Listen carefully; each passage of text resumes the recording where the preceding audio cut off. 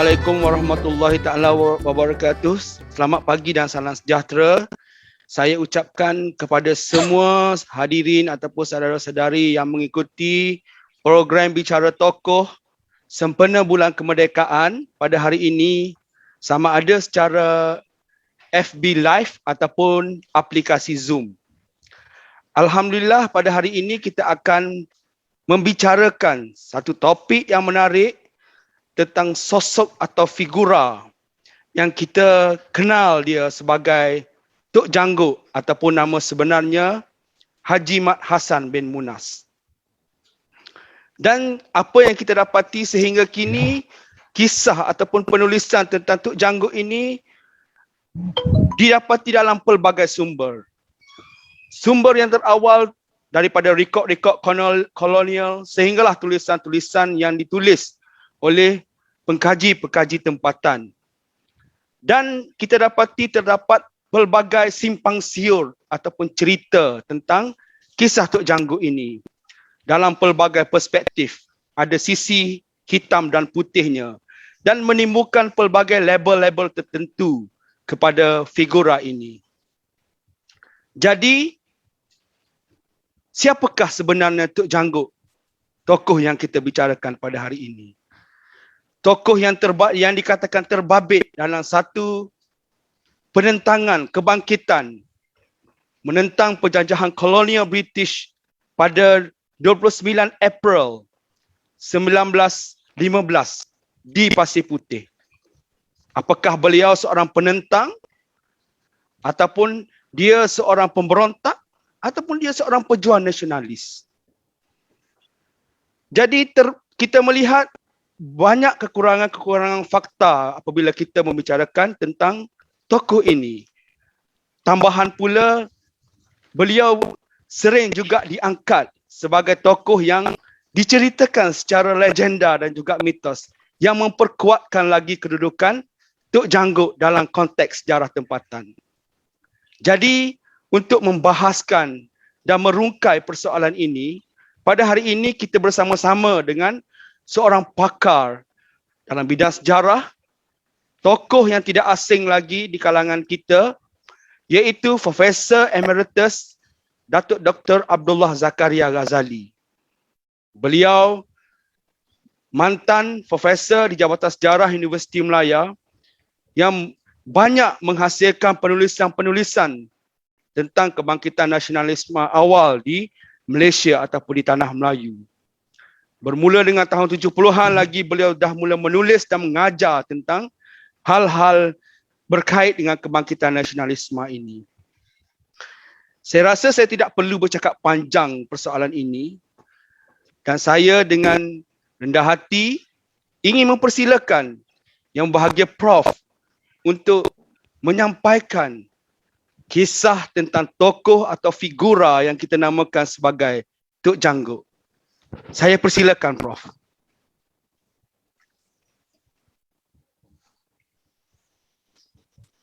Bismillahirrahmanirrahim.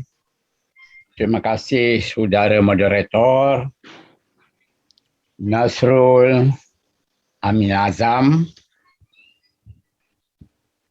Juga terima kasih kepada jawatan kuasa bulan kemerdekaan khusus mengenai tokoh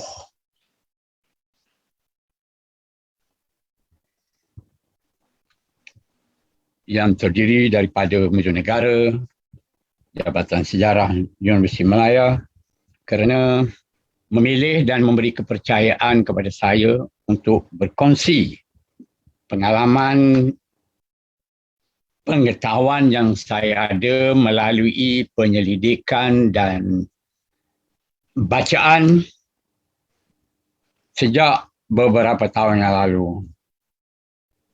Yang saya hormati Saudara Ketua Pengarah Muzium Negara Malaysia, Datuk Kamarul Bahrin dan semua staf Muzium Negara, juga kepada peserta yang bersama-sama pada pagi ini di alam maya melalui suatu siri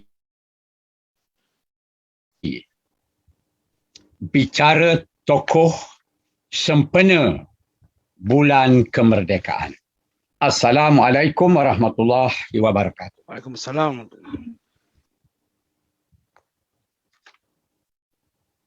Suatu hal yang sangat menarik sebelum saya mulakan bicara tentang tokoh yang diberi amanah kepada saya untuk berkongsi dengan tuan-tuan dan puan-puan ialah tentang judul bicara kita ini, iaitu bicara tokoh sempena bulan kemerdekaan. Saya begitu gembira sekali apabila melihat judul ini. Kenapa tuan-tuan dan puan-puan? Kerana dia menggunakan bulan kemerdekaan. Kerana sebagai kita maklum, sejak kebelakangan ini, sejak beberapa tahun yang lalu, kemerdekaan kadang-kala, sebab saya gunakan perkataan kadang-kala, kerana sekali-sekali juga muncul daripada Ogos hingga September 16. Kadang-kadang muncul perkataan kemerdekaan. Kerana kebelakangan ini yang dizahirkan dan yang diwal-walkan ialah hari kebangsaan. Sehingga ramai yang bertanya, yang mana lebih sesuai? Pada 31 Ogos disebut sebagai kebangsaan, hari kebangsaan, atau 31 Ogos sebagai hari kemerdekaan. Jadi tuan-tuan dan puan-puan, jelas di sini dimulakan dalam siri tokoh ini disebut tokoh sempena bulan kemerdekaan. Jadi tuan-tuan dan puan-puan, memang terdapat makna yang berbeza kebangsaan dan kemerdekaan. Yang saya yakin dan percaya kedua-dua sahabat saya nanti, sama ada Dr. Ahmad Kamal Arifin atau Profesor Madya Dr. Muhammad Samsudin akan memberi penjelasan duduk perkara merdeka atau kebangsaan. Hanya ingin saya berkongsi hari ini, tuan-tuan dan puan-puan. Sejak beberapa tahun yang lalu, malah sudah lama lagi, tetapi menjadi hangat kebelakangan ini, seringkali dibangkitkan bahawa punca Undang-Undang Persekutuan Malaysia adalah Perlembagaan Persekutuan. Dalam bahasa Inggeris diguna perkataan supreme dengan izin. Dalam bahasa Melayu diguna utama. Kenapa saya mengaitkan demikian? Kerana dalam Perlembagaan Persekutuan, tuan-tuan dan puan-puan, sejak ia digubal, kemudian diterima oleh Raja-Raja Melayu, kemudian diterima oleh kerajaan pada waktu itu, yang tercatat di dalam Perlembagaan Persekutuan dengan izin ialah independence.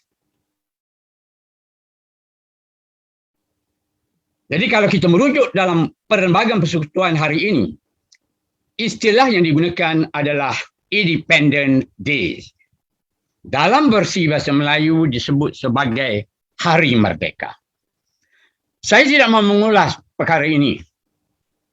Jadi kita selalu bercakap tentang kesucian, kemurnian, ketinggian perlembagaan yang menjadi hairan kenapa yang tercatat dalam perlembagaan yang kita junjung, yang kita sebut sebagai utama dan tertinggi ini, perkataan merdeka tidak dipakai. Jadi tuan-tuan sama, saya hanya melontar idea untuk kita sama-sama fikirkan sama ada perkataan atau istilah mana yang sesuai hari kemerdekaan atau hari kebangsaan. Jadi tuan-tuan dan puan-puan, saya diminta oleh Urustia, terima kasih saya nyatakan tadi, untuk membicarakan seorang tokoh yang lebih dikenali gelarannya sebagai Tuk Janggut. Nama tubuhnya Haji Mat Hassan bin Munas. Kelahiran Pasir Putih, Kelantan. Anak desa, walaupun bapaknya adalah seorang panglima ketika Engku Besar Jeram, salah seorang pembesar di Pasir Putih yang berpusat di Jeram, mentadbir daerah Jeram pada waktu itu. Jadi tuan-tuan dan puan-puan, dalam hal ini saya cuba membawa untuk sama-sama kita menoleh sejarah, menoleh ke belakang, menghimbau memori perjuangan Tok Janggut ini. Apakah sebagaimana dinyatakan oleh moderator kita tadi, dirujuk sebagai penderhaka, sebagai pejuang, sebagai nasionalis, ada berbagai-bagai dirujuk terhadap susut tubuh yang terkenal dengan nama Tok Janggut ini. Tuan-tuan dan puan-puan, kenapa dikenali sebagai Tok Janggut? Dari maklumat yang saya dapati ketika saya membuat penyelidikan di sekitar Pasir Putih, orang tua pada waktu itu belasan tahun, puluhan tahun yang lalu menyatakan kerana beliau ini berjanggut. Janggutnya panjang, boleh disanggul katanya, boleh dililit di lehernya. Dan janggut itu kalau diamati, diperhatikan, rupa rambutnya itu seperti hidup katanya. Itu saja maklumat yang saya dapat dan boleh berkongsi tentang janggut. Tok Janggut, kenapa dikenali sebagai Tok Janggut? Jadi tuan-tuan dan puan-puan, saya nyatakan tadi Tok Janggut adalah anak kampung, walaupun bapaknya pernah bertugas sebagai panglima dalam istana Jeram. Tetapi yang menariknya, sebagai anak desa di Pasir Putih, beliau mampu menggembeling tenaga masyarakat sekitar dan bangkit pada April 1915 dan dikenali sebagai kebangkitan Pasir Putih, atau dikenali juga sebagai kebangkitan Tok Janggut, atau dikenali sebagai musuh Tok Janggut, atau juga dikenali sebagai perang Tok Janggut. Namun begitu ada juga mengklasifikasikan kebangkitan Tok Janggut ini sebagai pemberontakan Tok Janggut. Jadi tuan-tuan dan puan-puan, Tok Janggut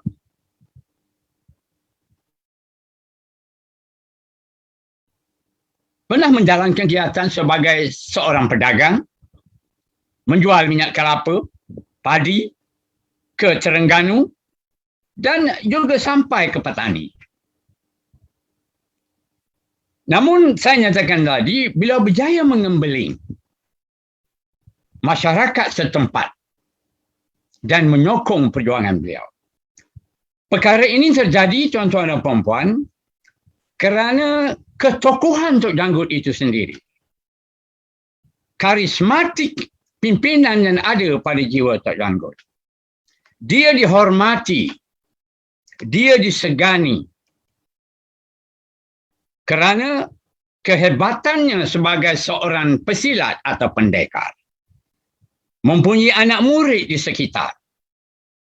Selain daripada tutur bahasanya mengikut apa yang saya dapati daripada hasil wawancara saya dengan beberapa orang tua puluhan tahun yang lalu di Pasir Putih, sangat lembut dan sangat manis. Sebagai contoh, kalau beliau ingin melalui kawasan di mana ada orang yang dirujuk sebagai tua daripadanya, beliau akan membongkok belakangnya dan meminta laluan. Abang atau pakcik, saya ingin melintasi kawasan itu. Dan jika sekiranya mereka yang ada di situ orang muda, dia akan membahasakan adik. Begitu juga kalau anak, dia menggunakan anak. Jadi sangat lembut, beradab orangnya. Oleh sebab itu antara lain dia dihormati. Tetapi tuan-tuan dan puan-puan, ada satu hal lain yang sangat dihormati atau ditakuti. Jika beliau tidak bersefahaman dengan mana-mana tokoh di situ, beliau akan berbicara dengan baik dan kemudiannya beliau bertindak. Jika perlu, beliau akan membunuh orang itu dengan bersebat. Jadi hal-hal inilah tuan-tuan dan puan-puan, Tok Janggut dirujuk. Jika ada apa-apa upacara pada waktu itu, misalnya di Pasir Putih, antara yang biasa diadakan, upacara menyambung ayam, atau berlaga lembu, atau berlaga biri-biri, Tok Janggut akan dirujuk terlebih dahulu. Jadi dengan lain-lain perkataan, sifat peribadi yang dimiliki oleh Tok Janggut ini dihormati, dan walaupun beliau bukan seorang pemimpin, tetapi beliau dirujuk sebagai pemimpin. Kenapa saya nyatakan demikian? Bukan seorang pemimpin, kerana pemimpin yang dirujuk sebagai pemimpin pada waktu itu di Pasir Putih, Engku Besar Jeram. Nama tubuhnya Tuan Ahmad.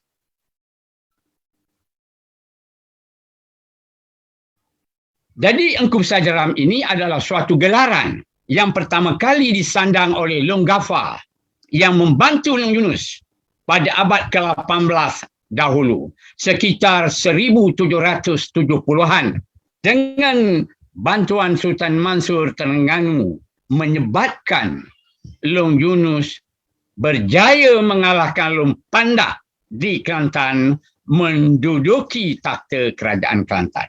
Jadi sebagai mengenang jasa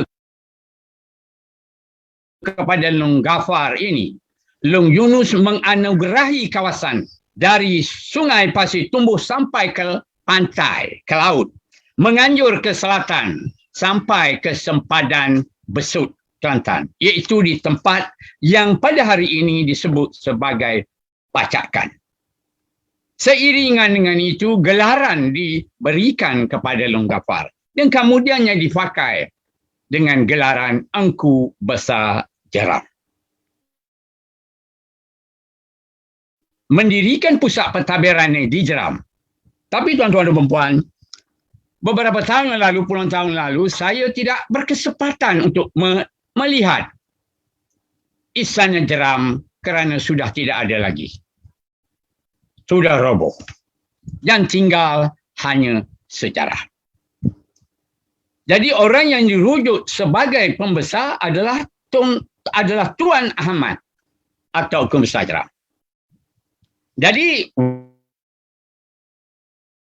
walaupun Tok Janggut ini orang biasa, seorang saudagar, seorang pak haji, seorang pendekar, tetapi beliau disokong oleh pembesar Jeram, iaitu Engku Besar Jeram Tuan Ahmad. Jadi di sinilah tuan-tuan dan puan-puan, dari sudut pimpinan, saya ingin berkongsi dengan tuan-tuan dan puan-puan. Jika di Kedah yang menentang British itu adalah dalam kalangan golongan pembesar. Malah Sultan Abdullah Kedah sendiri, apabila menentang Siam, juga pemimpinnya adalah kerabat diraja. Syed Zainal Abidin atau Tengku Kudin. Tengku Muhammad Sa'ad adalah kerabat diraja.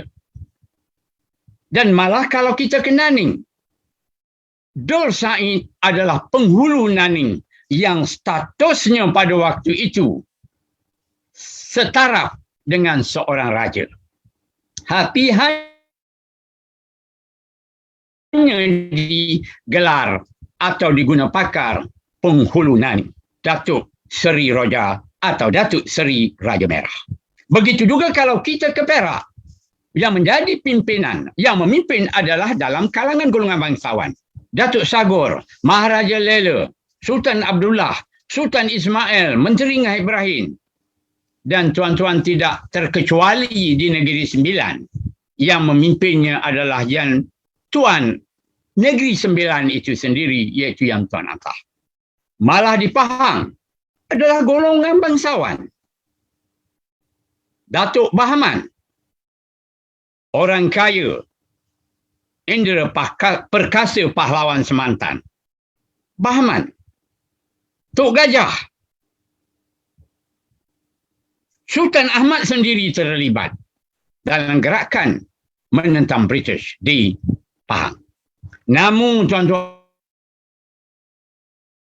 dan puan-puan, juga sama di Sarawak. Pemimpinnya adalah Rentap, pembesar Ibang. Seri Masuhur, pembesar di Sarawak. Dan tidak terkecuali di Sabah, Mat Saleh adalah golongan bangsawan. Begitu juga dengan An Tanom, adalah ketua orang Murut. Berbeza sekali dengan Terengganu, tuan-tuan dan puan-puan. Pemimpinnya adalah Haji Abdul Rahman bin Abdul Hamid, dikenali sebagai Haji Abdul Rahman Limbong. Beliau adalah seorang ulama, bukan berasal daripada golongan bangsawan, tidak terlibat dalam pentadbiran, seorang tokoh agama. Inilah keistimewaannya Haji Abdul Rahman Limbong dalam gerakan menentang British di Malaysia, khususnya di Terengganu. Jadi tuan-tuan dan puan, kita akan bertemu lagi, insya-Allah, ini sebagai iklan, pada 10 Ogos di webinar yang sama. Jadi tuan-tuan dan puan, yang berbeza dan menarik di Kelantan ini, walaupun orang biasa, Tok Janggut, tetapi ia didokong oleh Engku Besar Jaran. Jadi dengan ini, kalau kita mengkategorikan dari sudut pimpinan tentang gerakan menentang British di Malaysia, terdapat 3. Golongan bangsawan, orang biasa, itu tokoh agama, Haji Ahmad Limbong tadi. Kemudian orang biasa, itu Tok Janggut yang didokong oleh Engku Besar Jaran. Jadi tuan-tuan dan puan-puan, Tok Janggut, walaupun pernah pada satu ketika dalam satu seminar, mereka yang menggunakan Tok Janggut, termasuk saya, diberi pandangan oleh seorang pembentang. Kenapa tidak guna nama sendiri? Apakah ahli sejarah juga tidak melihat kepada kebenaran? Tuan-tuan dan puan-puan, kita sebagai seorang yang terlibat dalam kajian ada pembentangan, kita boleh menggunakan nama-nama yang berkaitan dengannya, tetapi tidak melupai, sebagaimana saya sebut tadi, Tok Janggut, tetapi nama sebenarnya Haji Mat Hassan bin Munas. Dan lebih selesa disebut Tok Janggut kerana ia nanti lebih dikenali Begitu juga Haji Abdul Rahman di Terengganu. Disebut Haji Abdul Rahman Limbung. Kalau disebut Haji Abdul Rahman, akan timbul pertanyaan, Haji Abdul Rahman yang mana? Jadi ada akan menjawab nanti Haji Abdul Rahman bin Abdul Hamid. Siapa? Tapi kalau kita menjurus kepada Haji Abdul Rahman Limbung dengan gelarannya, maka ia lebih mudah. Ibrahim mana? Ibrahim Teleng. Ishak mana? Ishak Marbo. Kerana Ishaknya ramai. Jadi tuan-tuan dan puan-puan, timbulnya pakatan di Pasir Putih di bawah pimpinan Tok Janggut didokong oleh Engku Besar Jeram setelah British terlibat dalam pentadbiran Kelantan. Memang pegawai British telah pun berada di Kelantan, iaitu W.A. Graham, pesuruh Jaya Siam selepas perjanjian 1902. Tapi British tidak rasmi terlibat di Kelantan.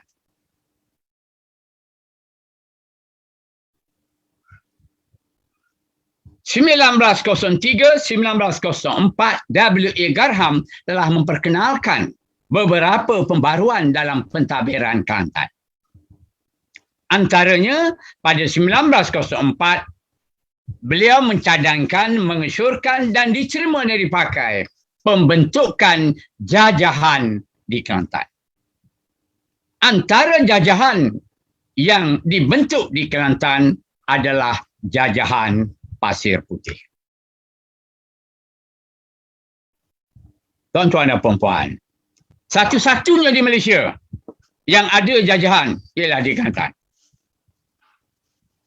Di negeri lain menggunakan daerah, kecuali di Sabah dan di Sarawak ada menggunakan residensi, ada juga menggunakan daerah. Tapi di Kelantan jajahan sampai hari ini. Itu juga istilah yang sangat menarik. Distrik diterjemah sebagai jajahan, bukan daerah. Jadi antaranya yang ditubuhkan mulai 1904 ialah jajahan Pasir Putih. Berikutnya seorang pegawai daerah dilantik di Pasir Putih. Encik Ibrahim dilantik sebagai pegawai daerah, berkuasa dalam pentadbiran di Pasir Putih.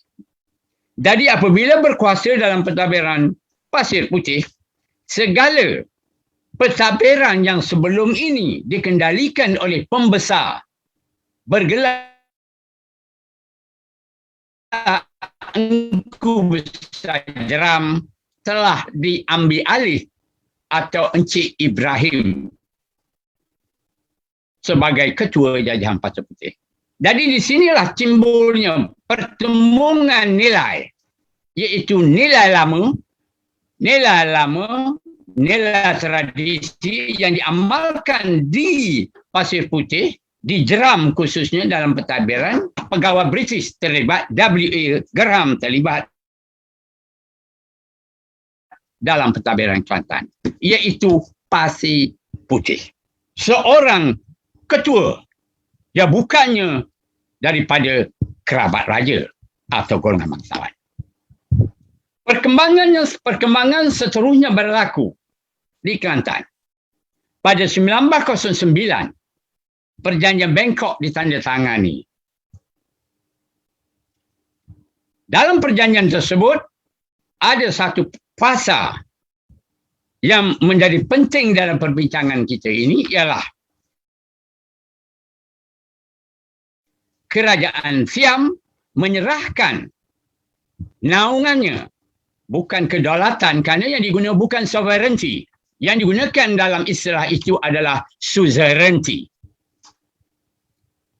Menyerahkan kepada Kerajaan Great Britain 4 buah negeri: Kedah, Perlis, Kelantan dan Terengganu. Perjanjian dan kemudiannya diikuti dengan pelantikan penasihat British. Itu adalah fasa yang ada dalam perjanjian Bangkok. Dengan itu, penasihat British dihantar ke Perlis, dihantar ke Kedah. Kedua-duanya tinggal di Alor dan di Kanga, berkhidmat sebagai wakil British. Tidak mendapat tentangan daripada Sultan ataupun golongan elit Kedah dan Perlis pada waktu itu. Berbeza dengan Kelantan, Perjanjian 1909 dipersoalkan oleh Sultan Muhammad keempat. Dipersoalkan. Dan apabila James Scott Mason dihantar ke Kelantan untuk memegang jawatan penasihat British, kerajaan Kelantan menolak. Menolak. Begitu juga di Terengganu. Apabila W.A. Conley dihantar sebagai penasihat British di Terengganu berkuat kuasa perjanjian Bangkok 1909 itu ditolak oleh Sultan Zainal Abidin. Berarti tuan-tuan dan puan-puan, penolakan Sultan Muhammad ini menyebabkan British berunding lagi dan akhirnya pada 1910 perjanjian antara Kelantan dengan Great Britain ditandatangani. Antara fasa yang penting berkait dengan perbincangan kita ini ialah seorang penasihat British, seorang pegawai British yang bergelar penasihat British akan dilantik dan ditempatkan di Kelantan. Ditanggung oleh kerajaan Kelantan, kediamannya, dan yang lebih penting, nasihat yang akan diberikan oleh penasihat British ini hendaklah dipatuhi, diikuti oleh Sultan. Jadi dengan lain-lain perkataan, apakah Sultan ada kedaulatan? Apabila dinasihat oleh penasihat British Kelantan, pada waktu itu J.S. Mason, James Scott Mason, mengikut pasal perjanjian 1910 hendaklah diterima dan dipatuhi. Inilah yang seringkali dibangkitkan dan diperbincangkan. Apakah Kelantan ada kedaulatan? Begitu juga negeri-negeri lain yang menerima residen dan penasihat British. Tapi dalam hal perbincangan kita hari ini, pagi ini, menjurus di Kelantan. Nasihat hendaklah diminta kamu dan dipatuhi. Di mana kedaulatan raja pemerintah, di mana kedaulatan sebuah negeri? Apabila tidak boleh membantah lagi, mesti terima. Dan tuan-tuan, saya ingin berkongsi dan menarik perhatian tuan-tuan di sini. Saya tidak mempersoalkan raja sebagai tubuh, Sultan Muhammad sebagai tubuh adalah berdaulat. Kenapa saya menyatakan demikian? Kerana Sultan Muhammad keempat dilantik oleh mereka yang bertanggungjawab. Dipilih, dilantik dan diisytiharkan sebagai Sultan Kelantan. Sama telahan lagi kemudiannya ditabal dan dimahkotakan atau setengah negeri ditabalkan sebagai sultan.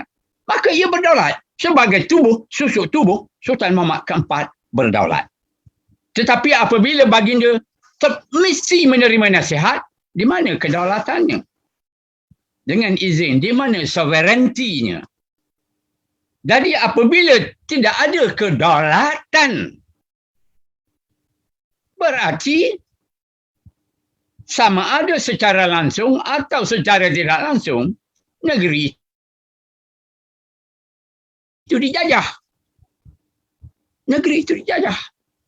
Jadi tidak timbul di sini sama ada perkataan dalam, ada istilah, ada perkataan atau tidak dalam perjanjian itu. Dijajah atau tidak dijajah. Kerana ingin saya nyatakan, pegawai British sangat cekap dalam mengurus takbir perjanjian. Dia mengikat negeri atau Raja Melayu itu. Terikat kerana kerajaan British berpegang kepada perjanjian. Berpegang kepada perjanjian. Sifat orang Melayu dari dulu sehingga hari ini berpegang kepada perjanjian, juga berpegang kepada janji mulut. Walaupun sekarang dipersoalkan janji mulut itu sudah banyak dipersoalkan. Tapi tidak dahulu.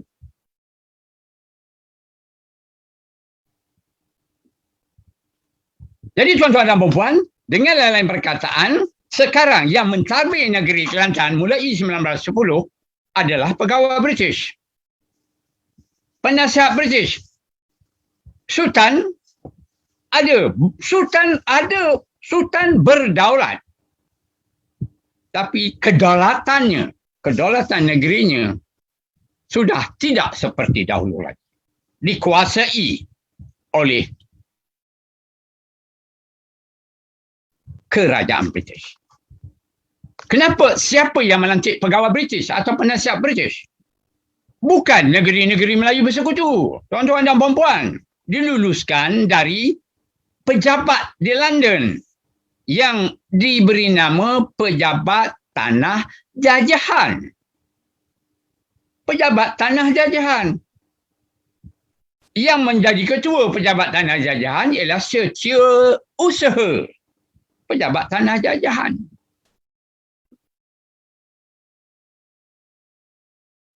Jadi mulai dari situ, pengenalan peraturan baru diteruskan. Selain daripada saya nyatakan tadi, 1904 sudah ada daerah di sana, jajahan di Kelantan. Dan kita fokus di Pasir Putih. Engku Besar Jeram tidak ada kuasa lagi. Bapa Tuan Ahmad, itu Encik Anda, Engku Besar Jeram, hanya pada waktu itu dari segi jawatannya seperti Tok Kuin muda sahaja. Tok Kuin muda. Kerana di Kelantan yang di atas itu penggawa. Di bawahnya Tok Kuin. Di bawah Tok Kuin muda. Jadi wakil Tok Kuin saja. Gelarnya Engku Besar Jeram. Di masa Tuan Ahmad langsung tak ada kuasa. Gelar saja. Engku Besar Jeram. Jadi tuan-tuan dan puan, peraturan baru diperkenalkan. Mulai 1910. Siapa yang bertanggungjawab? Penasihat British. Memang tidak dinafikan setiap peraturan itu diperkenalkan melalui proses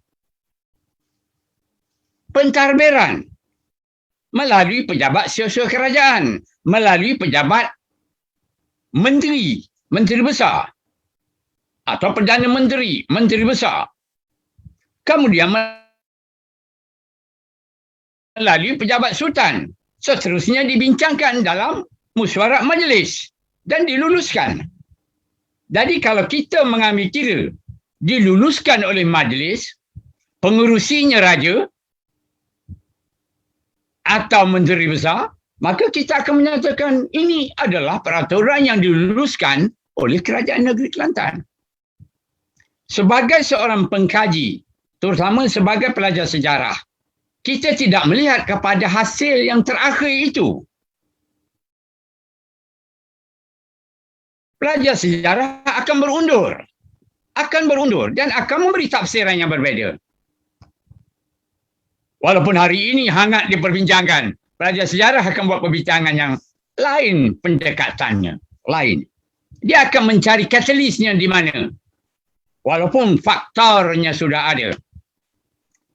Pemetik api sudah ada, menunggu masa saja. Gasnya ada di dalam, sumbunya ada di dalam. Dia tidak akan nyala jika tidak ada orang memetik pemetik api itu. Bila dia petik, bersesuaian dengan adanya alat di sana, maka dia nyala dan menyalalah sumbu pemti api itu. Itulah yang dipanggil katalis. Faktor semerta. Dari pasir putih telah ada 1904. Engkau besar sudah tidak puas hati. Peraturan baru telah diperkenalkan. Sebelum 1910. Sudah ada desas-desus. Dan apabila British terlibat dengan rasminya mulai 1910, banyak lagi peraturan baru diperkenalkan. Ini sebagai contoh saja, tuan-tuan dan puan-puan. Tanah tidak terkecuali sama ada dikerjakan atau tidak dikerjakan. Maksudnya, kalau dikerjakan ada hasil. Kalau tidak dikerjakan, tidak ada hasil. Tak dikerjakan. Mesti bayar cukai tanah apabila cukup masanya. Sirih sejunjung. Dulu tak ada masalah tanam sirih. Berapa junjung pun kerana sirih itu dijunjung. Dia tidak menjalar. Perlu dipacak kayu atau tongkatnya di situ. Kemudian dia akan naik ke atas. Sirih dijunjung. Sejunjung sirih 5 sen. Ini 1911, 1914, 1913 tuan-tuan dan puan-puan. 5 sen. Sekarang 20 sen tidak ada harga. 5 sen. Bayangkan kalau sesebuah rumah itu mempunyai beberapa junjung sirih. Kerbau lembu diwajibkan bayar cukai walaupun setahun sekali. 20 sen seekor. Bila sudah dibayar, dicopnya. Bahan ini ada di Akik Negara Malaysia.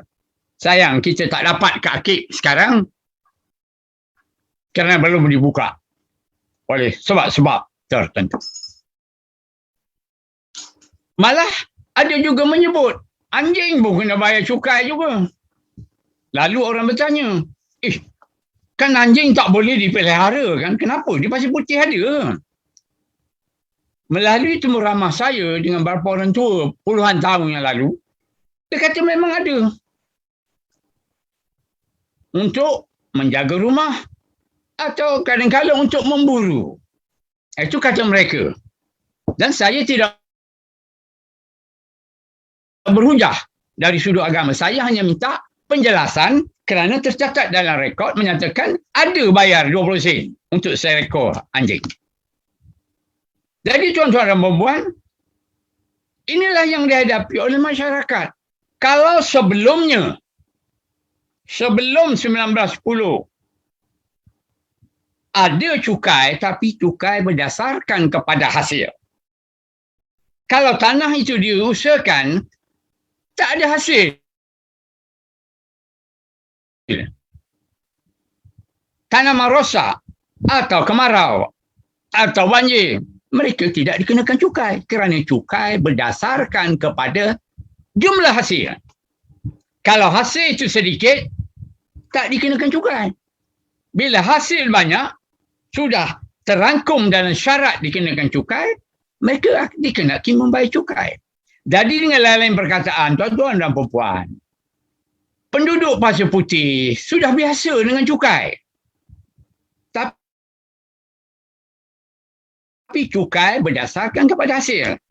Di sinilah tuan-tuan kita kena hati-hati dengan pegawai British nanti. Dan mereka yang menyelidik melihat di atas sahaja.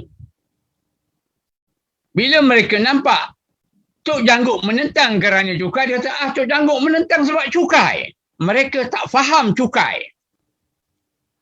Itu adalah tanggapan kepada mereka yang tidak melihat perkembangan sebenar ke arah wujudnya Pakatan yang membawa kebangkitan Pasir Putih 1915. Kalau dulu pergi saja ke Pantai Semarak atau Pantai Danam Ru Pantai Cinta Asmara. Atau sekarang ni terkenal ya. Tok Bali, pantai. Jumpa saja telur penyu, boleh ambil. Boleh ambil siapa-siapa aja.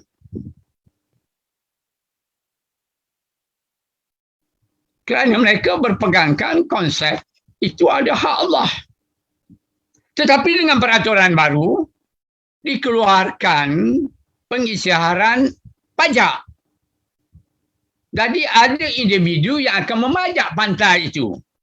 Jadi hasil penyu yang naik itu, telur penyu nanti akan dimiliki oleh orang ini. Jadi orang lain tak ada bahasan sebelum ini. Itulah di antara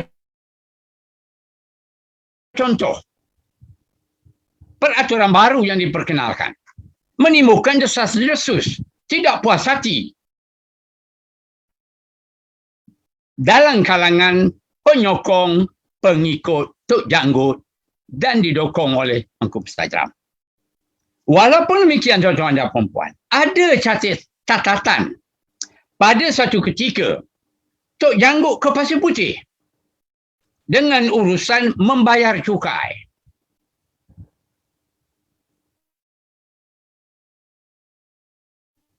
Setelah tunggu masuk beberapa hari, masuk hari yang kedua, masih tidak dapat menyelesaikan cukai yang hendak dibayar itu. Tok Janggut kecewa dan pulang. Dan dengan ini menambahkan lagi rasa tidak puas hati beliau. Jadi bagi mereka yang melihat peristiwa ini, kejadian ini, di mana Tok Janggut pernah datang ke pejabat daerah untuk membayar cukai, mereka menyatakan bahawa Tok Janggut menentang bukan kerana cukai. Itu buktinya. Dan dia mengambil contoh itu sahaja. Sebagai pelajar sejarah, tidak lengkap. Kerana yang menyebabkan timbulnya pakatan itu bukan soal tidak dapat membayar cukai sahaja. Jika di Pasir Putih, sebagaimana saya nyatakan tadi, sejak 1904, bukan 6 tahun kemudian 1910. Berarti dari 1904 kepada 1910, 1911, 12, 13, 14 dan 15 merupakan sebagai suatu himpunan faktor-faktor itu dan menunggu masa sahaja. Sebagaimana saya nyatakan tadi, mereka dah tak puas hati, tunggu masa je. Dapat peluang, mereka akan mengambil peluang itu. Ini adalah politik. Dan ini menunjukkan bahawa bila kita mengatakan orang Melayu pada satu ketika itu tidak cekap, perlu ditimbangkan dan dikaji semula bagi mereka yang berpendapat demikian. Mereka sangat cekap dan tahu tentang apa langkah-langkah yang dia hendak diambil.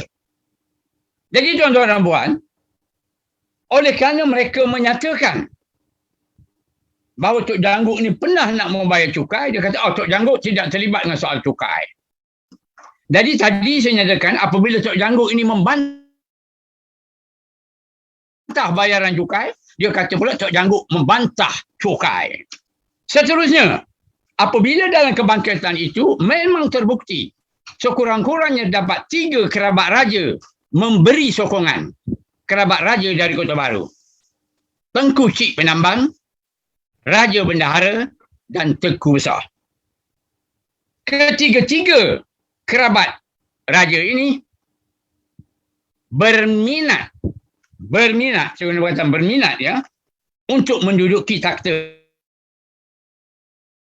Kerajaan Kelantan. Dan tadi telah saya nyatakan bahawa Sultan Kelantan adalah Sultan Muhammad Keempat. Jadi kita lihat di mana situasi kedudukan Sultan Kelantan itu. Kerana baginda masih dicabar oleh 3 orang kerabat. Iaitu Tengku Cik Penambang, Raja Bendahara dan Tengku Besar. Jadi apabila berita tercatat, berita tersebar dan ada catatan dan rekod pun menyatakan bahawa 3 orang orang ini menyokong kebangkitan Tok Janggut 1915, maka ada pula pengkaji yang membuat pernyataan kebangkitan Tok Janggut adalah penyokong 3 orang kerabat raja. Penyokong 3 orang kerabat raja yang mempunyai hasrat untuk menduduki takhta kerajaan. Maka kebangkitan Tok Janggut adalah menderhaka. Adalah menderhaka. Mereka melihat fakta itu saja. Kemudian mereka pun melihat lagi dan menyokong. Ada lagi bukti. Apabila Tok Janggut menduduki Pasir Putih pada 1919, bulan Mei, ada satu upacara dibuat. Dalam upacara itu, Engku Besar Jeram dilantik sebagai pemerintah Pasir Putih. Seorang pegawai daerah dilantik. Perdana Menteri dilantik dalam kalangan mereka. Maka pelajar sejarah pun membuat tafsiran terhadap peristiwa kejadian ini. Ini adalah usaha untuk membebaskan Pasir Putih dari pentadbiran Kelantan. Pemisahan. Jadi berarti sesuailah. Kebangkitan ini adalah menderhaka. Nak keluar dari Kelantan menjadi negeri yang bebas. Tuan-tuan dan puan-puan, mereka yang mendakwa demikian sama ada dengan sengaja atau mereka tidak bertemu bukti yang menyatakan bahawa Tok Janggut seringkali menyatakan kita bukan menderhaka kepada kerajaan, kita bukan menderhaka kepada raja. Adalah tanggungjawab kita. Saya ulangi sekali lagi, adalah tanggungjawab kita untuk menghalau orang asing termasuk juga orang Eropah. Tuan-tuan, dia tak sebut jihad. Dia sebut tanggungjawab kita. Kita tu siapa? Kita beragama Islam. Bukan kita yang bersama-sama dengan kita hari ini. Kita pada waktu itu yang disuarakan oleh Tok Janggut adalah tanggungjawab kita. Berlapis Haji Mat Hassan ini. Jadi jelas kalau didalami, di situlah saya mentafsirkan bahawa adanya nilai atau unsur jihad dalam perjuangan Tok Janggut itu. Tanggungjawab kita menghalau orang asing termasuk juga orang Eropah.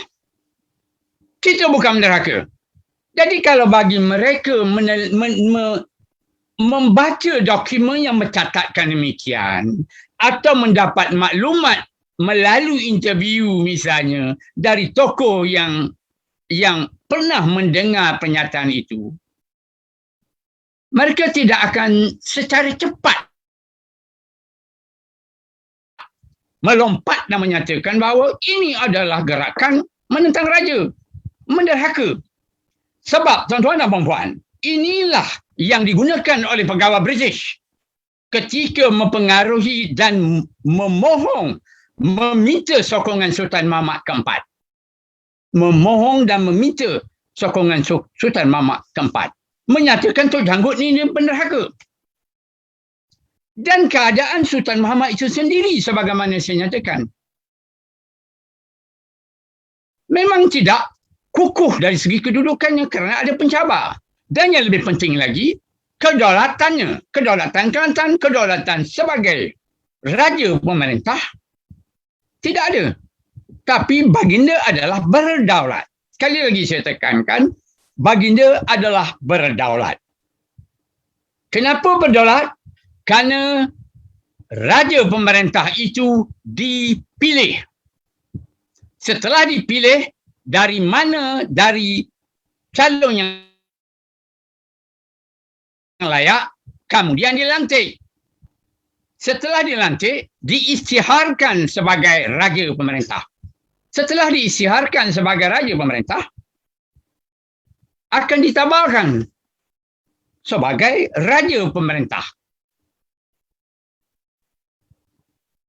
Walaupun begitu, ada juga pada waktu dan saat ini menyatakan apabila sudah dipilih, sudah dilantik dan diisytiharkan sebagai raja pemerintah, diisytiharkan, dia sudah berdaulat walaupun tidak ditabalkan. Itu perbincangan lain, tuan-tuan dan puan-puan.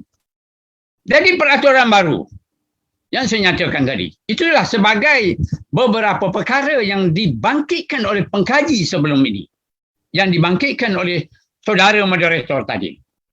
Menentang cukai, sudah saya ulaskan. Memisahkan pasir putih dan menderhaka kepada Sultan juga telah saya cuba bawa kepada pengetahuan kita di sini. Tetapi saya juga telah menyatakan bahawa Tok Janggut menyatakan, saya ulangi sekali lagi, kita bukan menderhaka, kita bukan menentang Sultan, kita bukan menentang kerajaan. Adalah tanggungjawab kita menghalau orang asing dan orang Eropah dari bumi Kelantan. Jelas.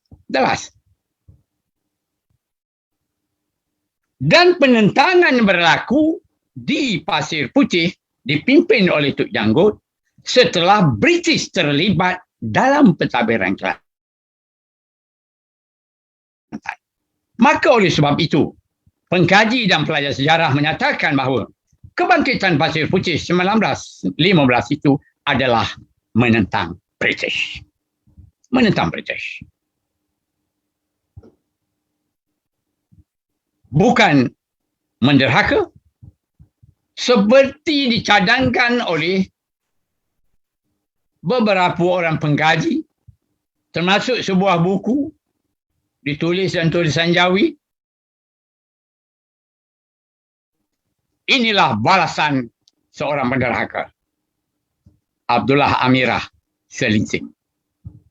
Atau pernah dibangkitkan oleh pengkaji orientalis barat, J.D. Barry Allen, dan cuba mencadangkan pemisahan Pasir Putih dan dengan itu menderhaka kepada Sultan.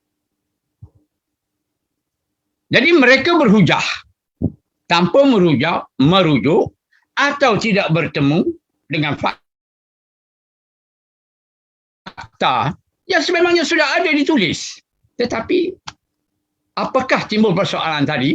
Apakah mereka yang mendakwa demikian sengaja tidak membaca atau sengaja mencari fakta untuk menyokong pernyataan? Jadi tuan-tuan dan puan-puan, Tok Janggut melancarkan serangan terhadap Pasir Putih pada bulan Mei.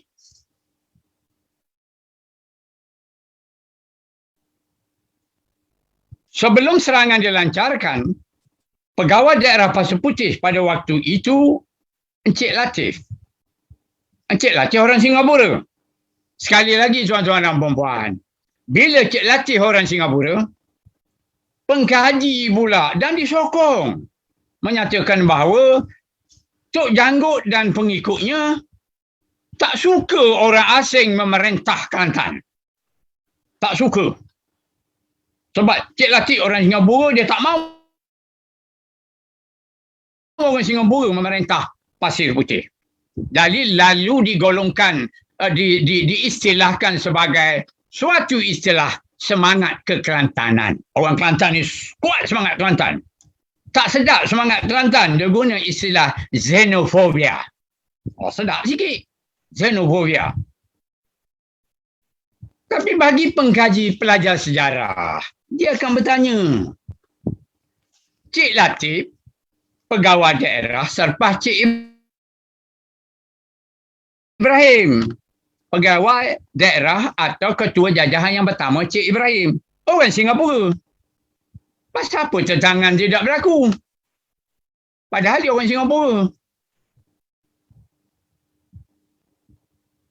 Sebaliknya masa Cik Latif, orang Singapura, marah orang Singapura pula. Jadi inilah persoalan apabila kita berhujah. Hujah-hujah itu hendaklah kokoh dan disokong oleh fakta. Bila sebut fakta, Dia adalah historical fact, dengan izin, fakta sejarah. Dan bila disebut fakta sejarah, dia adalah tepat, benar. Kalau tidak benar, walaupun ditulis, dihujah, maka ia bukan fakta sejarah. Dia bukan fakta sejarah. Sebab fakta sejarah itu adalah kebenaran. Jadi apabila ada timbul perkumpulan di Pasir Putih,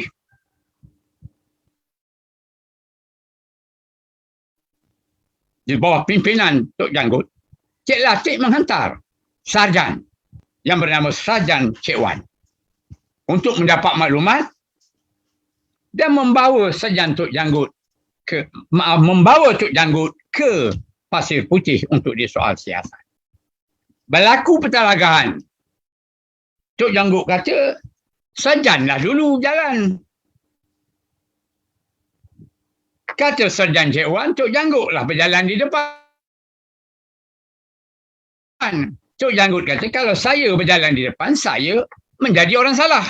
Sebab orang salah berada di depan, dikawal oleh polis. Cekapnya orang Melayu ni. Cekapnya. Pertelikahan, perselisihan berlaku dan kemudiannya Tok Janggut sepantas-pantasnya menikam Sarjan Cik Wan. Banyak lian terkena pada tubuhnya. Bukan satu lian tikaman itu. Lajunya tikam ini, itulah hebatnya Tok Janggut. Dan keadaan menjadi gempar. Dan di sinilah tuan-tuan kemudian mengheret kepada perkembangan seterusnya. Tok Janggut melancarkan serangan terhadap Pasir Putih, menduduk di Pasir Putih. Kemudian kembali ke tempat asal mereka pula setelah duduk beberapa hari. Kerana di Pasir Putih, Cik Latif dah tak ada, pegawai daerah dah tak ada, mata-mata juga tak ada, sempat berundur ke Kota Baru. Ada seorang yang tak sempat berundur, yang sempat saya wawancara puluhan tahun yang lalu di kampung Kaduk, Kota Baru. Dia berselindung di sebalik pintu di rumah pasung katanya di bala polis. Dan dia nampak kegiatan-kegiatan yang dilakukan oleh mereka yang menduduki Pasir Putih. Dia kata nasib baik umurnya panjang. Kemudian yang berjaya balik berundur juga ke Kota Baru. Banyak maklumat menarik yang beliau berkongsi dengan saya pada waktu itu. Jadi tuan-tuan dan puan-puan, pihak British bertindak, pasukan dari Singapura dibawa. Sultan telah dipengaruhi, mengatakan bahawa Tok Janggut adalah penderhaka. Pasukan dihantar ke Pasir Putih. Gerakan untuk membantras kebangkitan Pasir Putih.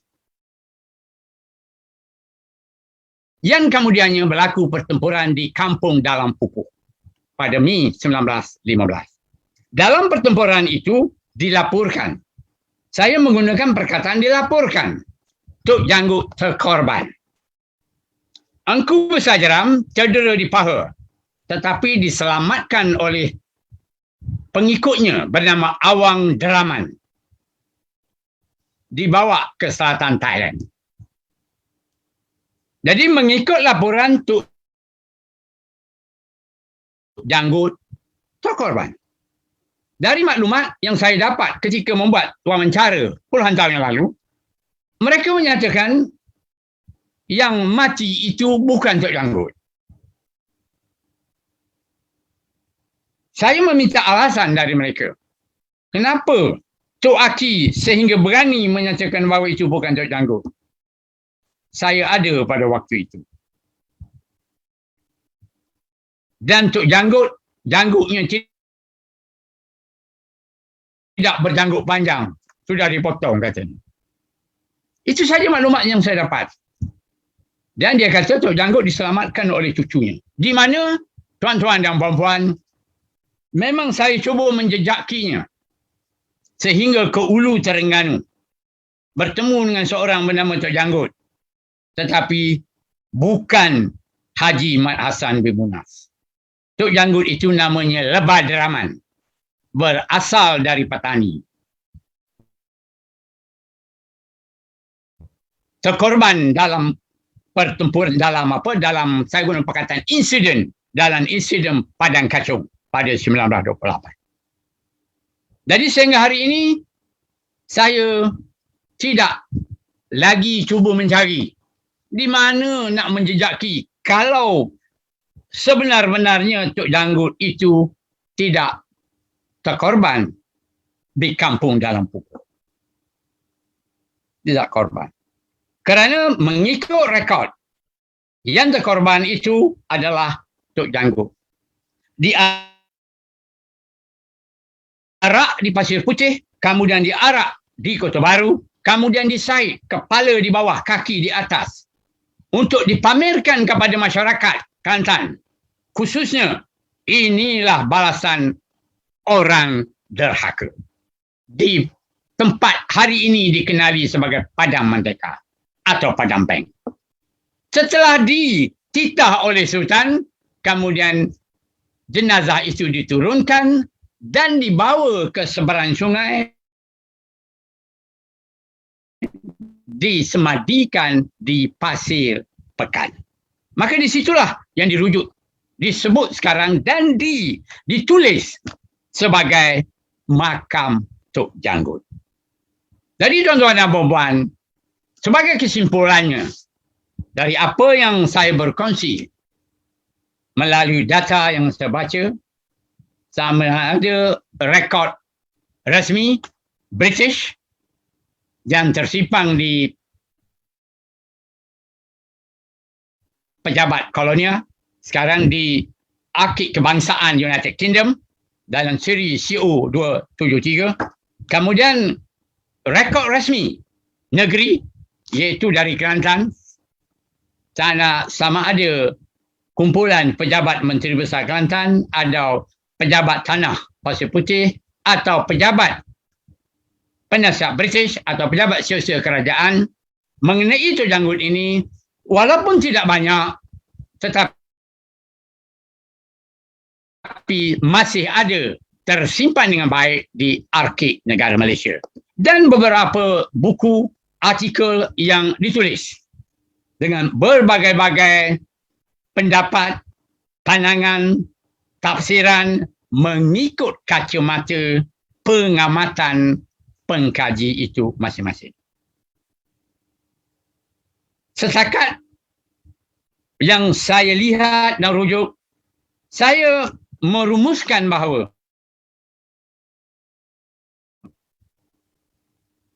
Tok Janggut menyatakan adalah tanggungjawab kita menghalau orang asing termasuk orang Eropah. Kita tidak menentang kerajaan, kita tidak menentang raja.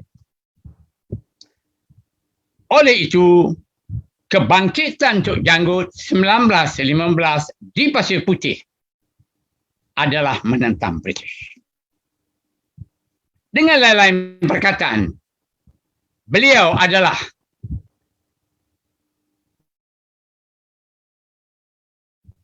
pahlawan Melayu. Antara yang telah saya sebut tadi, yang sangat wajar, bersama-sama dengan pahlawan Melayu yang lain.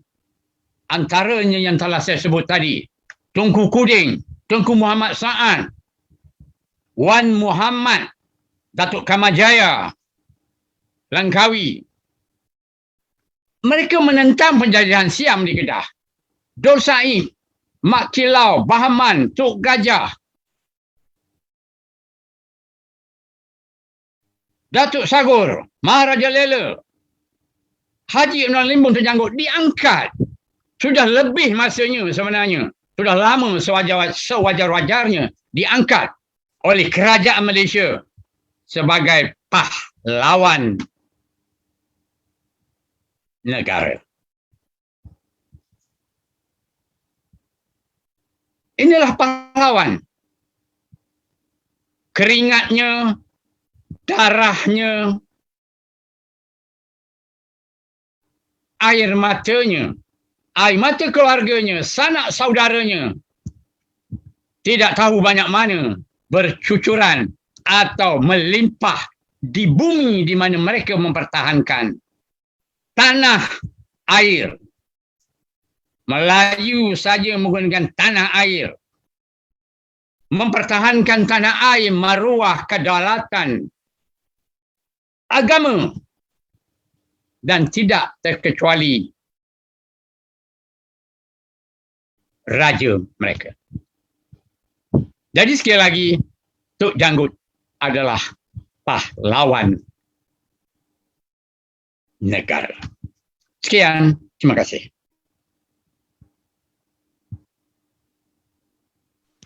Terima kasih diucapkan kepada Yang Bahagia Profesor Emeritus Datuk Dr. Abdullah Zakaria Ghazali di atas penceritaan beliau tentang tokoh yang kita kenal sebagai Tok Janggut ataupun Haji Mat Hassan bin Munas.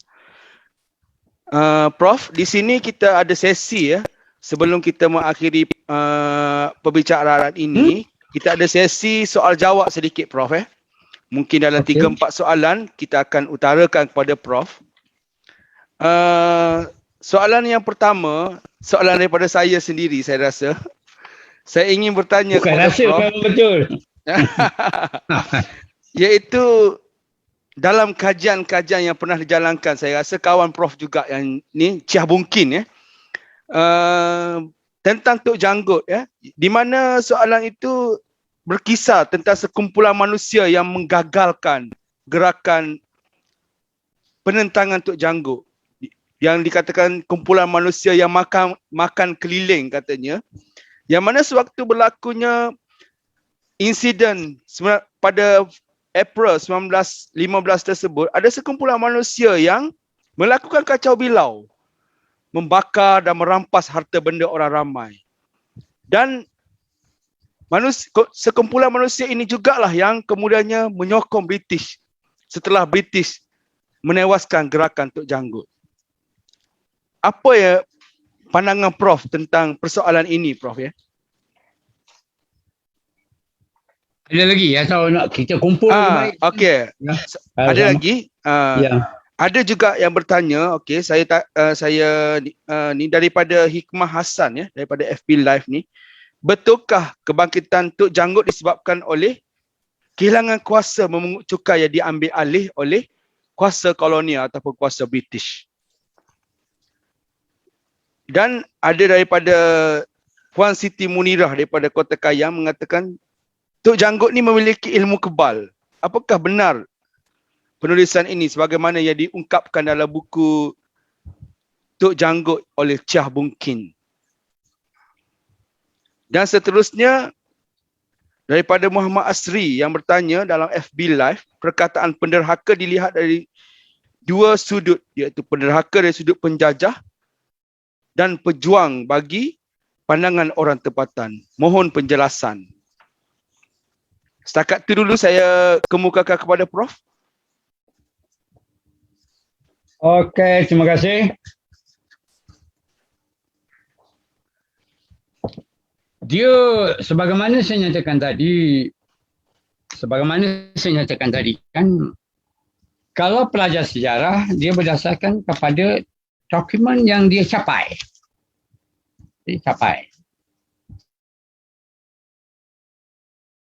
Jadi dalam hal ini kita mengambil contoh di mana saudara memetik tentang memang sahabat saya sudah pun meninggal dunia, Profesor Dr. Chiah Bungkin. Sama-sama kat UM dahulu, dia sebagai pensyarah, saya sedang sibuk menyiapkan sarjana saya. Beliau ada sebuah buku menulis tentang Tok Janggut. Laku buku dia tu. Warna hijau, putih sikit. Dia pendapat dia seringkali berbeza. Dia berbeza. Saya tentang hal ini, saya tidak dapat menjelaskan kerana saya tidak bertemu dengan apa yang disebut mereka yang membuat kacau bilau itu kemudiannya menyokong British. Itu saya tidak bertemu hal itu. Apa yang saya temui, rekod menyatakan bahawa semasa menyerang dan menduduki Pasir Putih itu memang ada dalam kalangan pengikut Tok Janggut ini membakar kedai. Membakar kedai orang Cina. Mengambil barang-barang. Merosakkan bangunan kerajaan. Dah marah sangat. Orang dah tak ada. Ketua jajahan bersama dengan mata-mata dah awal-awal lagi naik perahu dari Limbungan ke Kuala Semerak, kemudian ke Pasir Putih. Maaf, ke Kota Baru. Mereka merosakkan. Dan ada antaranya juga mengambil ada lembu kerbau kat situ. Lembu yang ditahan. Dia pada satu ketika di Pasir Putih, termasuk juga di negeri lain, misalnya di Terengganu pun ada, lembu yang berkeliaran tidak diikat dan ditambat atau sebagainya, akan diambil dan ditahan dalam kandang yang khas di kawasan bangunan kerajaan. Maka ada di antara pengikut dia ambil lembu tu. Dan di sinilah saya nyatakan tadi, ketika berlakunya perkara tersebut tidak dapat dikawal, Tok Janggut menyatakan kita bukan melawan kerajaan, jangan merosakkan bangunan kerajaan, jangan merosakkan bangunan awam. Termasuk juga yang berteriak atau menyatakan demikian, Engku Besar. Di mana maklumat saya dapat ini? Dari orang yang saya nyatakan tadi, seorang mata-mata yang tidak sempat berundur bersama Cik Latif ke Kota Baru, yang berada bersembunyi di pintu di Balai Polis Rumah Pasung. Dia dengar. Tapi suaranya dia tidak pasti. Tapi dengar. Jadi tuan-tuan dan puan, memang di sini siapa yang dirujuk bekerjasama dengan kerajaan? Kerana dalam gerakan memenceraf Tok Janggut ini, kebangkitan Janggut ini, tawaran hadiah dikeluarkan. Jumlah tertentu. Juga diberi tempoh supaya menyerah diri.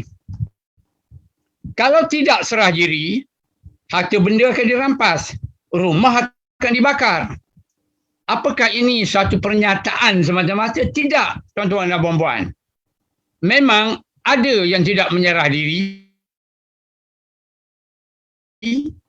setelah diberi tempoh seminggu, tindakan membakar rumah. Jadi saya tidak bertemu maklumat apakah ini sengaja satu ugutan sebagai contoh atau sebaliknya. Saya tidak dapat berkongsi. Sehinggalah satu hari nanti saya akan bertemu dalam minit-minit nanti. Kerana dalam fail rasmi ini, tuan-tuan dan puan-puan, kalau boleh saya berkongsi, yang penting bukan laporan lengkap itu saja. Minit-minit mesyuarat sebelum dizahirkan laporan itu. Kemudian catatan-catatan di tepi-tepi laporan itu sebelum dicetak atau diangkat menjadi dokumen rasmi. Laporan itu dipotong ada, digaris, dicadangkan, dibuang ayat ini kerana tidak sesuai, ditambah dengan ayat ini. Jadi di sinilah saya nyatakan tadi, sebagai seorang pengkaji, dokumen mana yang dia baca? Adakah dokumen yang bersih? Kalau bertaib, salah bertaib, atau dia membaca dokumen yang belum bersih, sedang diconteng-conteng pun dia baca. Jadi tergantung. Jadi untuk mengatakan bahawa adanya kumpulan dalam kalangan yang terlibat dengan Tok Janggut itu, saya setakat ini tidak dapat menjelaskan. Tidak dapat menjelaskan. Kita akan cuba gali lagi. Sebab sahabat saya itu memang begitu pandangannya. Selalu memberi pandangan yang kontroversial dan sangat menarik. Sebagai contoh, tuan-tuan dan puan-puan. Apabila Maharaja Lela Pandak Alam mengundurkan diri dan bersembunyi di Hulu Perak Maaf, kamu dia di Hulu Perak, kemudian kembali semula ke Hulu, kembali semula. Dan dalam waktu itu bertemu dengan Sultan Ismail yang juga dalam perjalanan berundur ke Kedah 1875. Ini ketika Perang Perak. Mahardalala meminta, tuanku mana janji dahulu?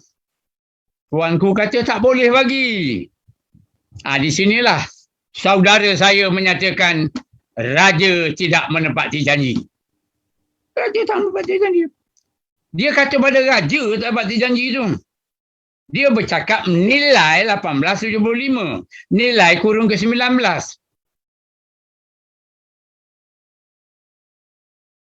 Kalau seorang raja, apakah dia boleh memutuskan kata-katanya atau dia boleh mengikat kata-kata? Atau dia ikat saja, dia tak boleh putus sebagai pemerintah. Ini hal yang seringkali disebut bahawa seorang penggaji itu perlu faham adab, adat, etik dan sifat sebagai raja pemerintah. Kuasanya. Sama telahan lagi mengikut rekod yang saya baca.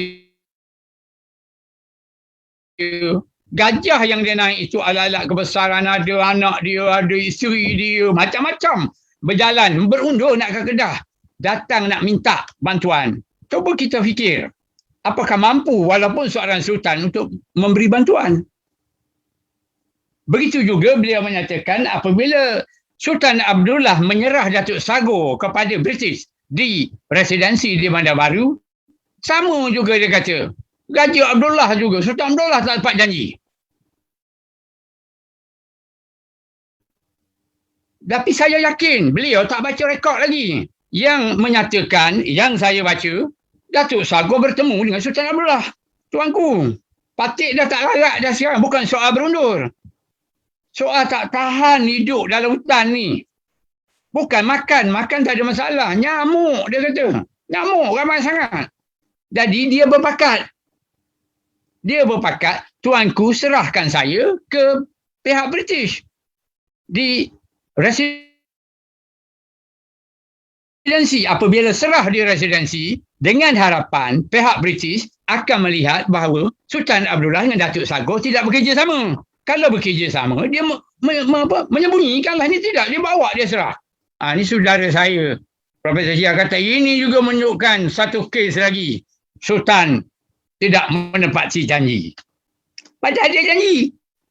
Itulah saya kata bahawa, tapi saya tidak salahkan dia dalam hal ini. Kerana saya katakan ada dua kemungkinan. Pertama, dia tidak membaca rekod ini, tidak bertemu. Runingan antara Datuk Sago, Seri Agadi Raja dengan Sultan Abdullah, atau beliau sengaja untuk mengukuhkan pernyataannya bahawa raja ni tidak tepat janji, dia ambil setakat itu. Ini tuan-tuan dengan soal ini yang perlu kita beri perhatian dalam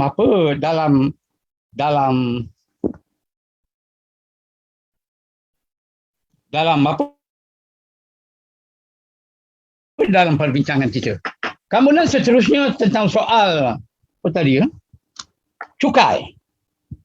Pungut cukai. Puan Hikmah. Walaupun saya tak nampak dia, barangkali dia tersenyum lebar. Tak tahu di mana dia berada. Sama ada berada di rumahnya atau di pejabatnya di Perpustakaan Negeri Selangor. Dalam kes Tok Janggut memang ada soal cukai. Pertama, cukai baru, cukai yang diperkenalkan setelah British terlibat dalam pentadbiran Kelantan. Dan telah saya nyatakan tadi, ini adalah satu peraturan baru. Kenapa saya katakan baru? Di Kelantan, termasuk di Pasir Putih, sudah ada pelaksanaan sistem cukai. Jika tanah dikerjakan, ada hasil, bayar cukai. Kalau tanah tak dikerjakan, tanah terbiar, atau dikerjakan tanpa hasil, tak bayar cukai. Bila undang-undang baru dibawa setelah British campur tangan, kerja ke, tak kerja ke, tanah kosong ke, ada isi, tak ada isi ke, cukup masa, mesti bayar cukai. Mesti bayar cukai. Kalau tidak bayar, akan disaman. Dulu dia saman aja lah. Dibawa ke pejabat daerah atau pejabat yang patut. Jadi memang ada soal cukai itu timbul. Timbul soal kalau kita nak kaitkan soal cukai dengan Engku Besar Jeram. Memang sebelum pembentukan Pasir Putih 1904, yang memungut cukai, yang menerima cukai, yang membayar cukai, semuanya kepada pemerintah Jeram. Yang saya nyatakan tadi, disebut pemerintah Jeram, pusatnya di Jeram. Tetapi jajahan pentadbirannya, kawasan pentadbirannya, kalau kita mengambil sungai Pasir Tumbuh, menganjur hingga ke Kuala, sungai Pasir Tumbuh tu, tak jauh jalan dengan Kota Baru. Tak jauh. Sungai Pasir Tumbuh menganjur sampai ke Kuala Sungai Pasir Tumbuh, turun ke selatan, menganjur ke selatan sampai ke sempadan Terengganu, Kelantan, sampai ke Besut. Negeri Hasrul, negeri dia negeri Besut dia. Ya, sampai ke Pacakan. Kampung saya tu. Ya betul. Sampai ke kampung dia kata kampung dia. Sampai ke Pacakan, di situlah dipacaknya sempadan antara Kelantan dengan Terengganu. Itulah kekuasaan Engku Besar Jeram. Dia pungut cukai. Dia menerima cukai. Bila jajahan Pasir Putih dibentuk, bukan saja cukainya terhad. Tak boleh, bukan saja cukainya tidak boleh pungut, tetapi kena bayar cukai. Lebih lagi dari itu, pentadbiran tradisi yang dimiliki, tradisi pentadbiran yang dimiliki oleh keturunan Engku Besar Jeram yang memerintah Pasir Putih sejak kurun ke-18, 1770-an, bermula dengan Long Ghaffar atau dikenali juga sebagai Tok Limbat, kan kuburnya di Limbat, sudah tidak dapat lagi. Dengan peraturan baru ini, segala-galanya pejabat jajahan yang pungut, ketua jajahan yang berkuasa. Perbicaraan kes-kes tertentu, kalau dulu yang Engku Besar Jeram, sekarang pejabat daerah. Oleh sebab itu, dalam kebangkitan Pasir Putih ini, Engku Besar Jeram mendukung Tok Janggut. Ini yang menariknya, dia sendiri tidak memimpin. Tok Janggut yang memimpin. Barangkali kita bertanya, tadi telah saya nyatakan, bapa ayah Tuan Ahmad, Engku Besar Jeram yang bergelar Engku Besar Jeram, bapa Tuan Ahmad yang bergelar Engku Tuan Besar Jeram itu bernama Encik Andak. Encik Andak pada hidupnya hanya sebagai Tok Kuin Muda sahaja.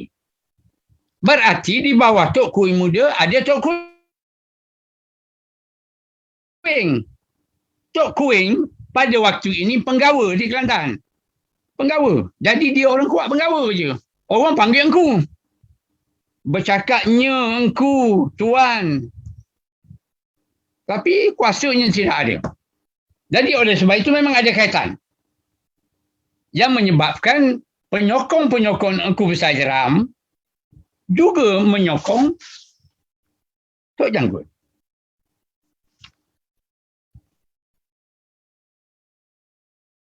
Kemudiannya, perkara yang menarik tentang kebal. Memang saya difahamkan oleh beberapa orang tua yang saya wawancara di Pasir Putih beberapa tahun yang lalu, puluhan tahun yang lalu sebenarnya, di kampung Dalam Pisang Pasir Putih, di kampung Saring Pasir Putih, Kampung Surau Pasir Putih. Masing-masing menyatakan memang Tok Janggut ini hebat orangnya, kebal. Hanya yang saya tertarik dengan seorang tua. Saya ingat bahawa waktu itu sudah 90-an umurnya. Tapi beliau menyatakan beliau bukan berasal dari Pasir Putih. Beliau berasal dari Bacok. Bergelar Mat Kerawat. Hebat. Mat Kerawat namanya. Mat Kerawat. Kerawat tu, tuan-tuan dan puan-puan, kalau sekarang mudah saya tunjuk, yang menghalang apabila PKPD tu. Yang bergulung-gulung ada duri. Kami di sana panggil kawat punai, mata punai. Dia tajam. Jangan main-main tu. Kena tubuh kalau tak pakai baju luka. Kalau pakai baju, koyak baju.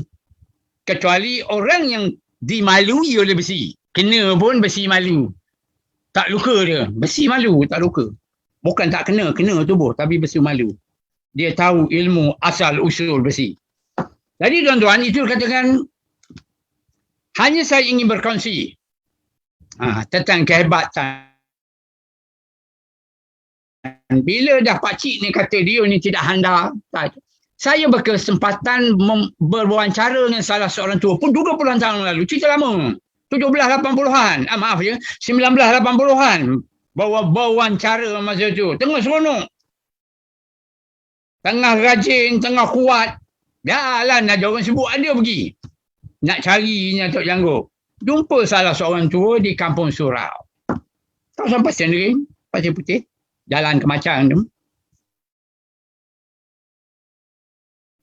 Dia kata, bila dah bercerita, dia sebut ada seorang anak buah, anak murid Tok Janggut. Anak murid Tok Janggut, bukan Tok Janggut ni, anak murid dia. Datang perompak untuk merompak rumah di rumah anak murid Tok Janggut. Dia mengacu senapangnya kepada anak murid Tok Janggut ini. Dibedik-bedik dipetik-petiknya. Pemetik senapang itu. Tak meletut tuan-tuan dan puan-puan. Jadi saya membuat kesimpulan. Dah kalaulah anak murid Tok Janggut, senapang diacu kepadanya, pemetik dipetik-petik, suara peluru, suara senapang tak berbunyi. Berarti tidak tertembak. Perompak itu mengundurkan diri. Jadi Tok Janggut ni memang handal orangnya. Memang handal dan memang dikatakan kebal. Oleh sebab itu, untuk kita berkongsi, sehingga ada yang menyatakan bahawa itu saya gunakan tadi, Tok Janggut dilaporkan ke koran. Jadi tak dimakan senjata lah. Tapi kita perlu ingat dalam ilmu Melayu, bila tiba waktu, walau sesaat sekalipun, tidak boleh ke belakang, tidak boleh ke depan. Bila sampai waktunya, dia mati. Semua orang pegang di situ. Semua orang pegang di situ. Jadi dilaporkan tidak mati. Siapa yang menyatakan tidak mati? Orang tua yang saya bertemu dan berwawancara. Saya ingat penghujung tahun 1970-an, terlupa 78 dan 79. Di kampung Dalam Pisang, Pasir Putih, Kelantan. Masuk hujan renyai-renyai pun masuk dah. Dia dapat mencerita dengan baik tentang Mak Lela, tentang Mak Kilau, tentang Bahaman ketika mereka ini berundur ke Kelantan. Dengan baik dia cerita. Dan dia pun cerita juga dengan baik dengan Tok Janggut. Tapi soalnya sebagaimana saya berkongsi tadi, sehingga waktu itu sampai ke saat ini, ketika saya bercakap, saya belum dapat merungkai lagi. Apakah Tok Janggut ini mati dalam pertempuran atau tidak mati? Inilah tuan-tuan cerita yang menarik tentang seorang tokoh. Berbagai-bagai mitos tentangnya. Tahun 79, tahun 80, tahun 70, 1977, ketika saya memberi kuliah di Universiti Melaya Jabatan Sejarah, beberapa orang pelajar dari Kelantan yang mengambil kursus saya datang bertemu menyatakan, dia kata saya tak, orang kata Tok Janggut hidup. Ada di Naratiwat. Mai kita pergi, dia kata. Kita pergi cari kat Nara, kita duduk sana, kita cari. Saya tidak begitu yakin. Sebab maklumat saya dapat menyatakan bahawa Tok Janggut tidak diselamatkan di Naratiwat. Dia diselamatkan di Terengganu. Oleh sebab itu saya cuba mencari di Terengganu. Tahun 74, tahun 75, 76, 77, 78.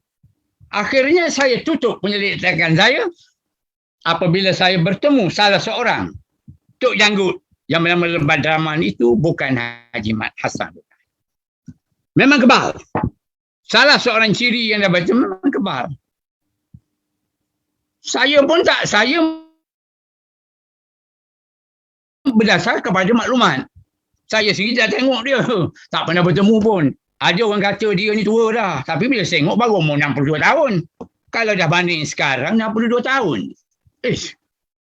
Lebih muda daripada saya. Lebih muda daripada saya. Macam mana dia orang kata Tok Janggut ni awal. Ni kata dia. Kalau kita tolak dengan jari telunjuk boleh gebah. Tuanya dia kata Tok Janggut. Itu pandangan mereka. Dan kalau saya mengambil yang itu, payahlah. Jadi oleh sebab itu saya kata berkongsi daripada maklumat yang saya dapat begini. Jadi saya tidak menyimpulkan bahawa dia yang begini. Jadi tuan-tuan dan puan memang kebal. Itu adalah ciri yang dihormati, yang dimiliki oleh pendekar. Yang kebal ni bukan saja di Kelantan. Nanti kita jumpa 10 bulan nanti. Salah seorang penyokong kuat. Pengulu Saleh penyokong kuat. Haji Abdul Rahman Limbung. Namanya Mak Tok Pitas. Kenapa dipanggil Mak Tok Pitas? Dia duduk di Kampung Pitas, Kuala Berang. Jadi oleh kerana namanya Mamat, Datuk ni gelaran orang hebat, ambil sepanjang kampung dia Pitas. Mak mana? Mak Tok Pitas. Masa tembakan berlaku, saya difahamkan oleh orang tua yang saya wawancara. Dia kata baju kok dia awal. Baju kok yang tembus. Peluru tersusun di atas kilas kainnya. Masya Allah saya kata. Itu memang itu yang kebal. Yang kebal. Tapi itulah yang kita mempersoalkan kalau kebal kenapa mati. Nah itu dia. Itu hal lain. Itu kita bincanglah hal lain. Sebagaimana saya nyatakan bila sampai saatnya tidak berundur sesaat, tidak lewat sesaat, tidak maju sesaat. Bila sampai waktunya, mati. Kemudian timbul masalah keempat. Sudah pun saya terang penderhakaan tadi.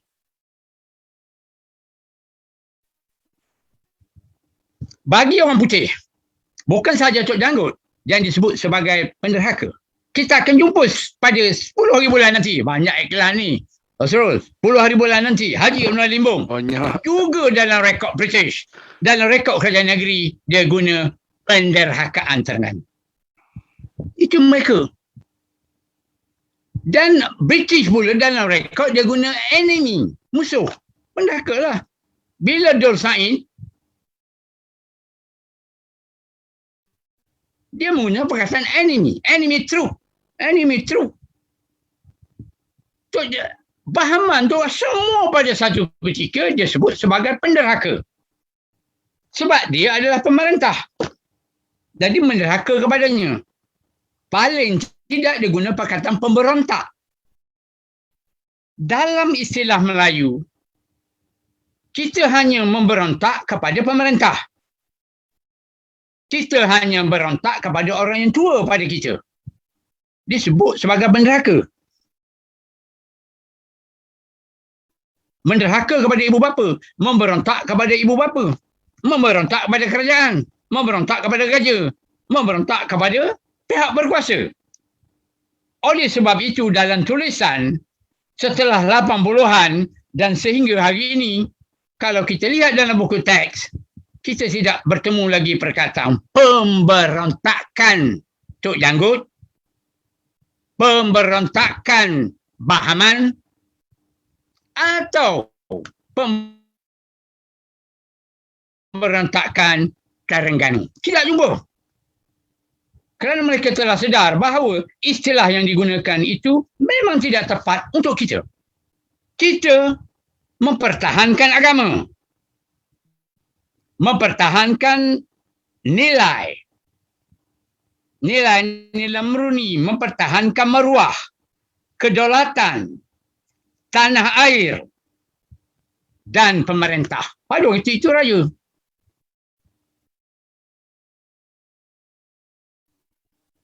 Oleh sebab itu mereka rela berperang. Ada di antaranya yang berpegang kalau mati syahid.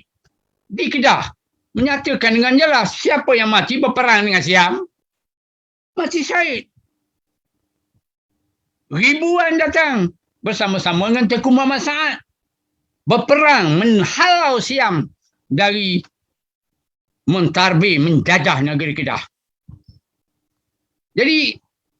Jadi dalam konteks kita adalah pejuang. Memang sahabat saya ini pasal Hasrul dah sebut tadi, sahabat saya dia ni memang sentiasa berbeza dengan saya. Kami kawan tak ada masalah. Kami berpolemik saja. Dia kata, kalaulah mereka ni tidak salah, kalau Datuk Sagor tidak salah, kalau Maharaja Lela tidak salah, kalau Pandak Endut tidak salah,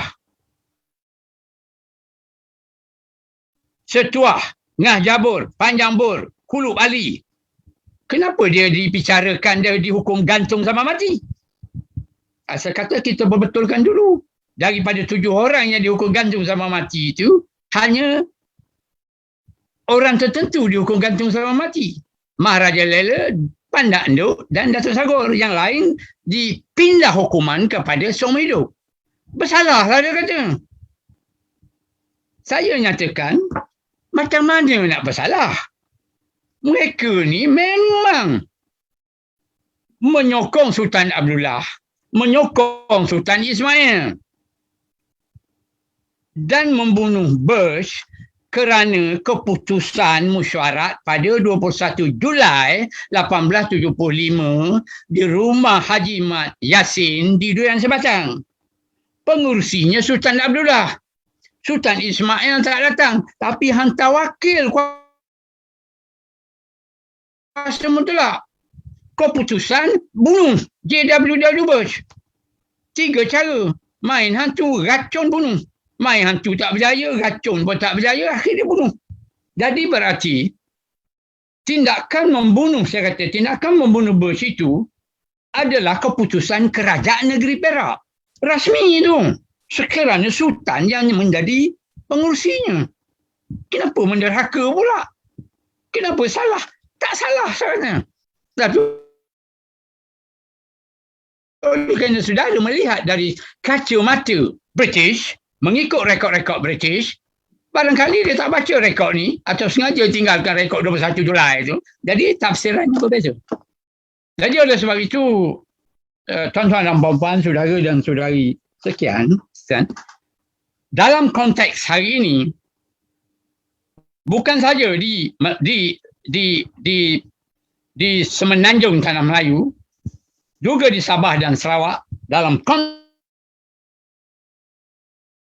Malaysia, mereka adalah pejuang. Antanom bukan lagi penderhaka sebagaimana disebut oleh Syarikat Berpiagam, Syarikat Borneo Utara. Dia rujuk Antanom penderhaka. Dia rujuk Mat Saleh penderhaka. Begitu juga Raja Beru di Sarawak.